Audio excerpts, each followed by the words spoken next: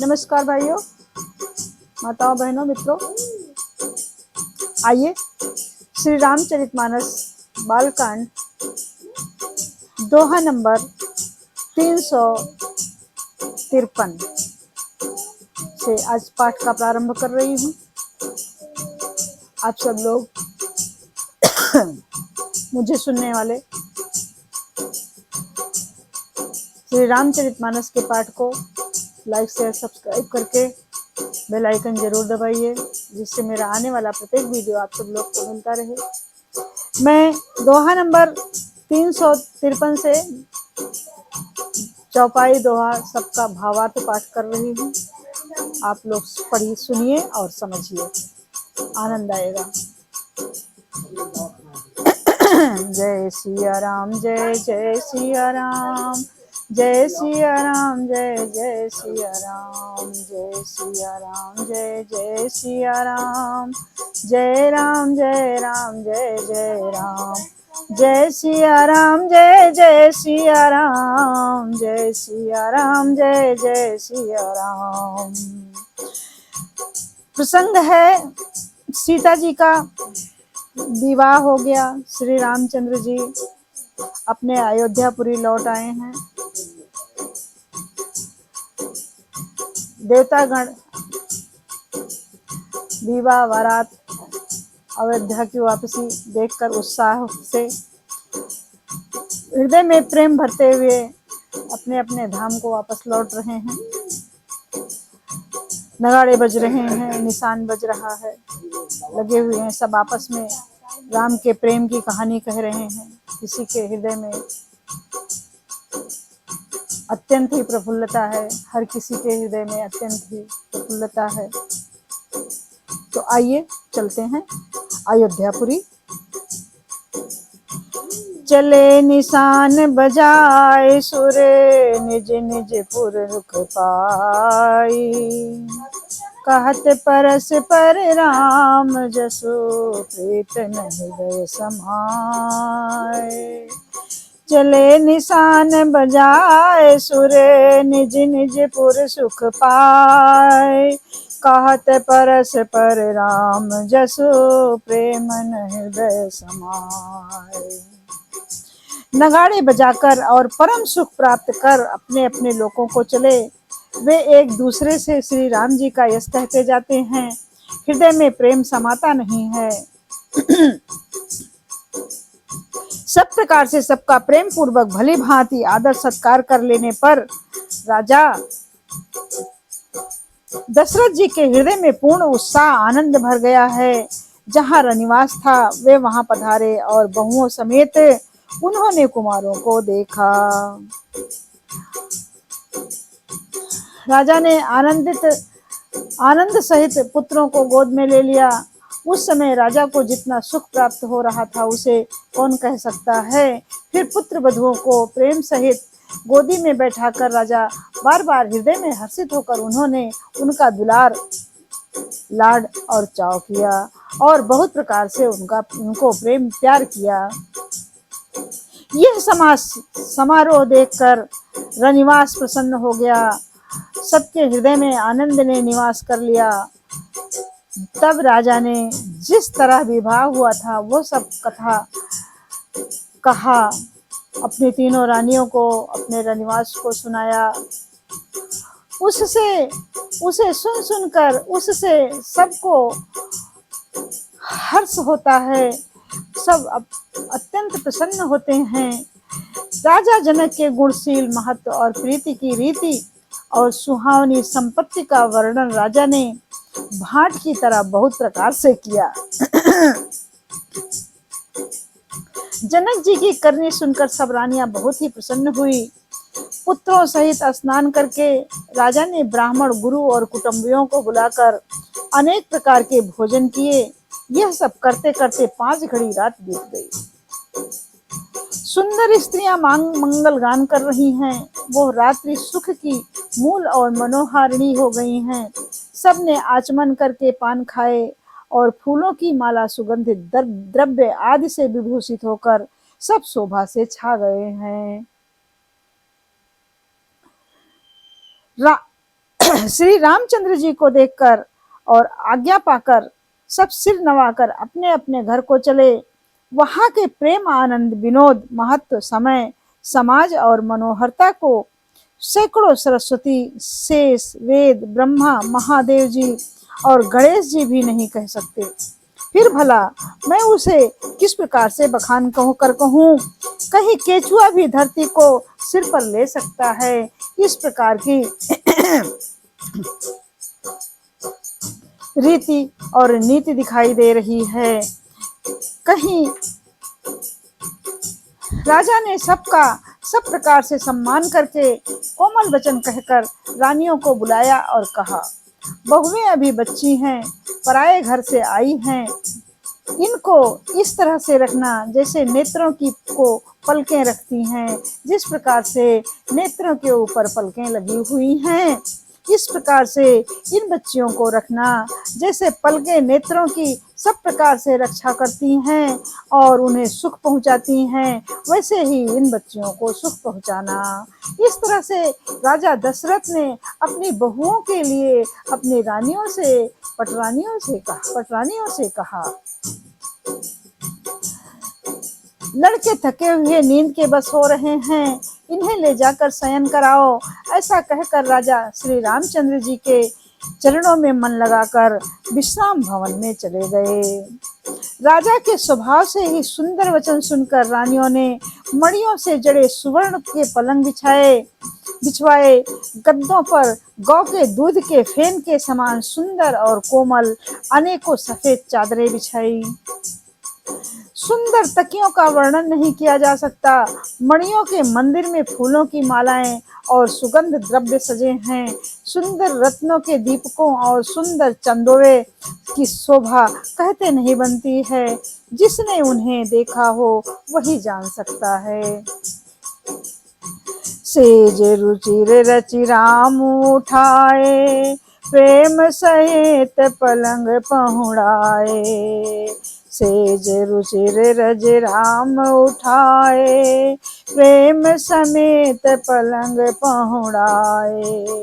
आज्ञा पुनि पुनि भाइन दीन्ही, निज निज सेज शयन तिन कीन्ही। इस प्रकार सुंदर सैया सजाकर माताओं ने श्री रामचंद्र जी को उठाया और प्रेम सहित पलंग पर लेटाया, पौढ़ाया। श्री रामचंद्र जी ने बार बार भाइयों को आज्ञा दी, तब वे अपनी अपनी सैयाओं पर सो गए।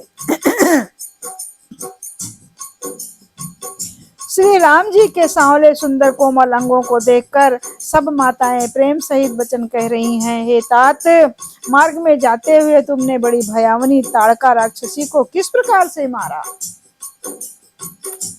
बड़े भयानक राक्षस जो विकट योद्धा थे और जो युद्ध में किसी को कुछ नहीं गिनते थे, उन दुष्ट मारीच और सुबाहु को सहायकों सहित तुमने कैसे मारा।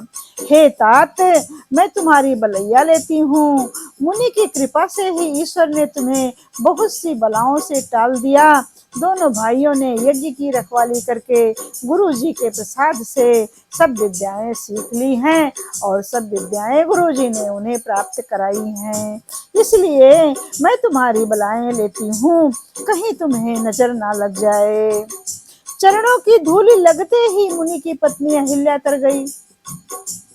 विश्व भर में यह कीर्ति पूरी रीति से व्याप्त हो गई, पूर्ण तरह से व्याप्त हो गई, पूरी तरह से फैल गई है।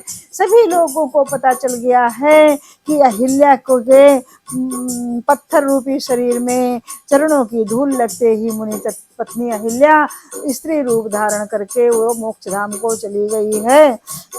कच्छप की पीठ वज्र और पर्वत से भी कठोर शिव जी के धनुष को राजाओं के समाज में तुमने तोड़ दिया है। विश्व विजय के यश और जानकी को पाया है और सब भाइयों को ब्याह कर घर ले आए हो। तुम्हारे सभी कर्म अमानुषी हैं, मनुष्य की शक्ति के बाहर हैं, जिन्हें केवल विश्वामित्र जी की कृपा से ने सुधारा है और संपन्न किया है। हे तात, तुम्हें विश्वामित्र जी की कृपा से तुम्हारे अंदर इतने सद्गुण आ गए हैं और इतना बल पौरुष आ गया है। आज सुफल जग जन्म हमारा, देखी तात विधु बदन तुम्हारा। आज सुफल जन जन्म हमारा, देखी तात विधु बदन तुम्हारा। जे दिन गए तुम्हें बिन देखे, ते बिरंच जन पारहि लेखे। हे तात, तुम्हारा चंद्रमुख देखकर आज हमारा जगत में जन्म लेना सफल हुआ है। तुमको बिना देखे जो दिन बीते हैं, उनको ब्रह्मा गिनती में ना लावें, हमारी आयु में शामिल ना करें। इस तरह से हमारी आयु को बढ़ा दें और मैं तुम्हें निरंतर इसी प्रकार से हम लोग देखते रहें। इस तरह से माताएं कह रही हैं। विनय भरे उत्तम वचन कहकर श्री रामचंद्र जी ने सब माताओं को संतुष्ट किया। फिर शिव जी गुरु और ब्राह्मण के चरणों का स्मरण कर नेत्रों को नींद के वश किया, अर्थात वे सोने के लिए चले। नींद में भी उनका अत्यंत सलोना मुखड़ा ऐसा सो रहा था मानो संध्या के समय का लाल कमल सो रहा हो। स्त्रियां घर घर जागरण कर रही हैं और आपस में एक दूसरी को मंगलमयी गालियां दे रही हैं।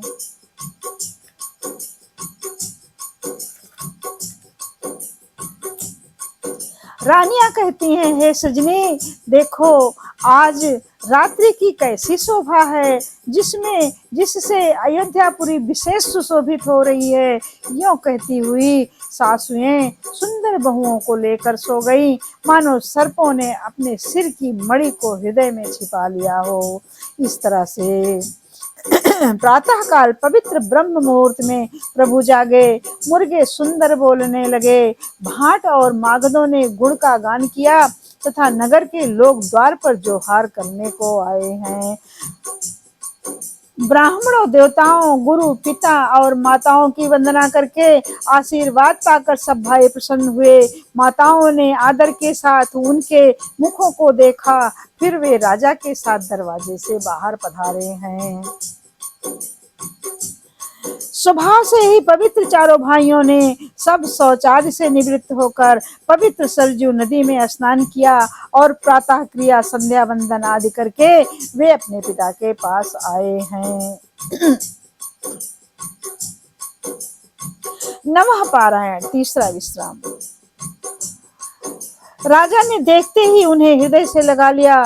तदनंतर वे आज्ञा पाकर हर्षित होकर बैठ गए। श्री रामचंद्र जी के दर्शन कर और नेत्रों के लाभ की बस यही सीमा है, ऐसा अनुमान कर सारी सभा शीतल हो गई, अर्थात सबके तीनों प्रकार के ताप सदा के लिए मिट गए। पुनि वशिष्ठ मुनि कौशिक आए, सुभग आसन ही मुनि बैठाए। सुतन समेत पूज पद लागे, निरख राम दो गुरु अनुरागे। फिर मुनि वशिष्ठ जी और विश्वामित्र जी आए। राजा ने उनको सुंदर आसनों पर बैठाया और पुत्रों समेत उनकी पूजा करके उनके चरणों में लगे, अर्थात उनके चरण छुए। दोनों गुरु श्री रामचंद्र जी को देखकर प्रेम में मुग्ध हो गए। वशिष्ठ जी धर्म के इतिहास कह रहे हैं और राजा रनिवास सहित सुन रहे हैं। जो मुनियों के मन को भी अगम्य है, ऐसे विश्वामित्र जी की करनी को वशिष्ठ जी ने आनंदित होकर बहुत प्रकार से वर्णन किया। वामदेव जी बोले, ये सब बातें सत्य हैं। विश्वामित्र जी की सुंदर कीर्ति तीनों लोकों में छाई हुई है। यह सुनकर सब किसी को आनंद हुआ। श्री राम लक्ष्मण के हृदय में अधिक उत्साह आनंद हुआ। नित्य ही मंगल, आनंद और उत्सव होते हैं। इस तरह आनंद में दिन बीत रहे हैं। अयोध्या आनंद से भरकर उमड़ पड़ी। आनंद की अधिकता अधिक अधिक बढ़ती ही जा रही है। अच्छा दिन शुभ मुहूर्त शोधकर सुंदर कंकन खोले गए। मंगल, आनंद और विनोद कुछ कम नहीं हुए, अर्थात बहुत ही हो रहे हैं। इस प्रकार नित्य नए सुख को देखकर देवता सिहाते हैं, अपने मन में सोचते हैं। अयोध्या में जन्म पाने वाले के लिए ब्रह्मा जी याचना करते हैं कि कभी मेरा भी अयोध्या में जन्म हो। विश्वामित्र जी नित्य ही चलना अपने आश्रम जाना चाहते हैं, पर श्री रामचंद्र जी के स्नेह और विनय बस रह जाते हैं। दिनों दिन राजा का 100 गुना भाव प्रेम देखकर महामुनि राज विश्वामित्र जी उनकी सराहना करते हैं। अंत में जब विश्वामित्र जी ने विदा मांगी, तब राजा प्रेम मग्न हो गए और पुत्रों सहित आगे खड़े हो गए। वे बोले, हे नाथ, सारी संपदा आपकी है, मैं तो स्त्री पुत्रों का सहित आपका। जय सिया राम, जय जय सिया राम, जय सिया राम, शंकर हरि ओम। आपका सेवक हूँ। हे मुनि, लड़कों पर सदा स्नेह करते रहिएगा और मुझे भी दर्शन देते रहिएगा। ऐसा कहकर पुत्रों और रानियों सहित राजा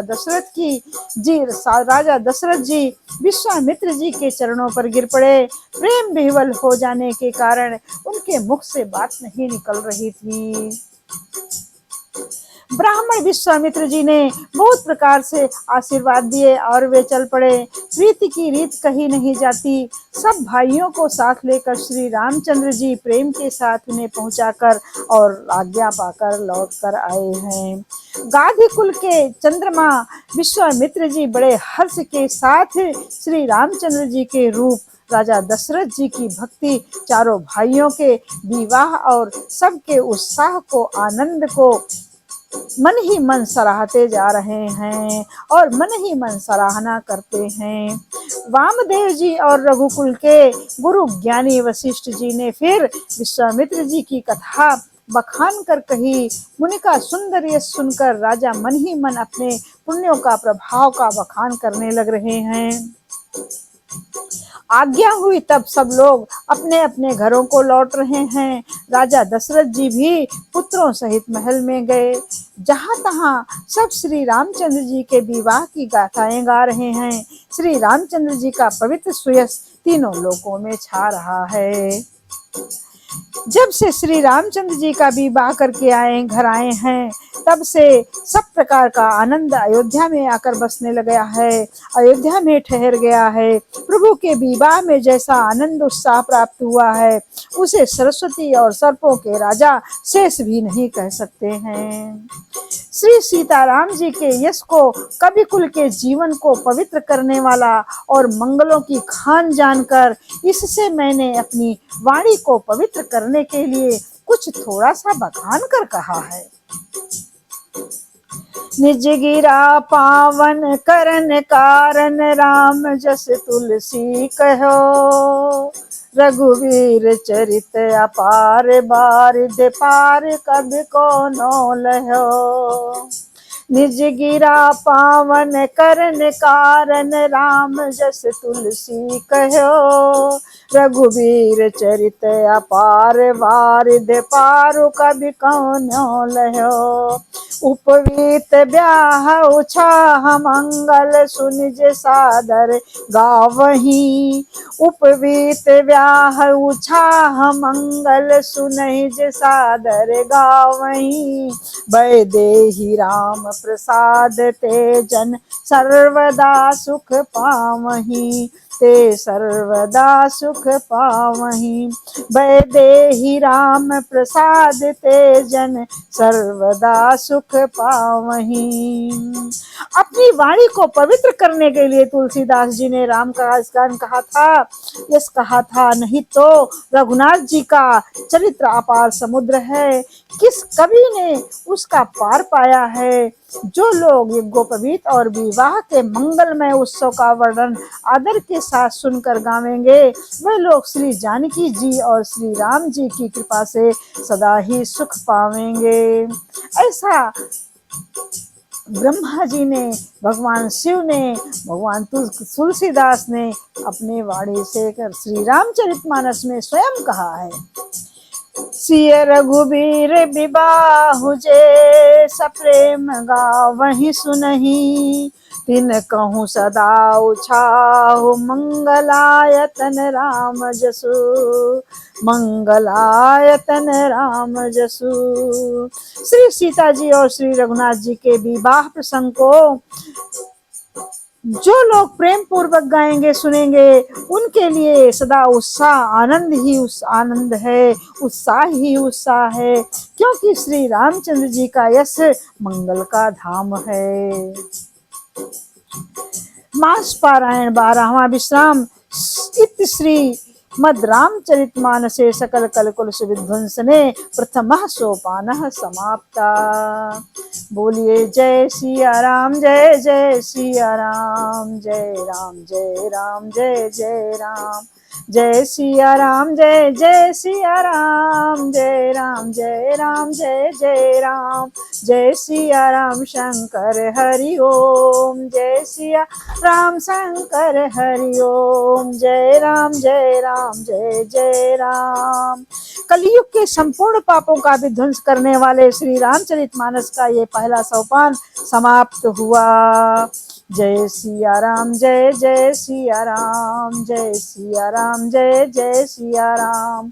अब मैं अपने वाणी को पवित्र करके श्री रामचंद्र का यश गान करती हूँ। जय सिया राम, जय जय सिया राम, जय सिया राम, जय जय सिया राम, जय सिया राम, जय जय सिया राम, जय सिया राम, जय जय सिया राम, जय सिया राम, जय जय सिया राम, जय सिया राम शंकर हरि ओम, जय सिया राम, जय जय सिया राम, जय सिया राम, जय जय सिया राम।